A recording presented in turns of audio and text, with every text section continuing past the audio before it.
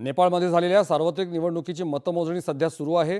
आतापर्यंत हाती आलेल्या कलानुसार बालेन शहा यांच्या राष्ट्रीय स्वतंत्र पार्टीनं मोठ्या विजयाकडे वाटचाल सुरू केली आहे।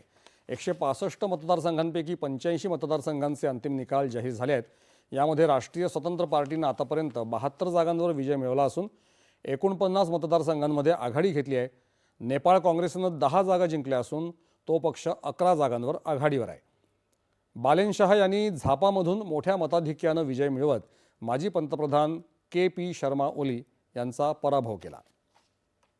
नेपाळच्या संसदेमधील 275 सदस्यांपैकी 165 सदस्य हे थेट मतदानाद्वारे निवडले जातात, तर उर्वरित 110 जागांवर सरासरी पद्धतीनं निवड होते।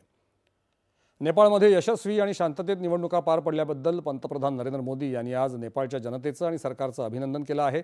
नेपाळच्या लोकशाही प्रवासातील हा ऐतिहासिक टप्पा अभिमानास्पद आहे, असं ते म्हणाले। जवळचा मित्र आणि शेजारी म्हणून भारत नेपाळच्या जनतेसोबत आणि त्यांच्या नवीन सरकारसोबत शांतता, प्रगती आणि समृद्धीची नवीन उंची गाठण्यासाठी काम करण्याच्या आपल्या वचनबद्धतेवर दृढ आहे, असंही पंतप्रधानांनी सांगितलंय। 8 मार्च अर्थात जागतिक महिला दिन। यंदाची महिला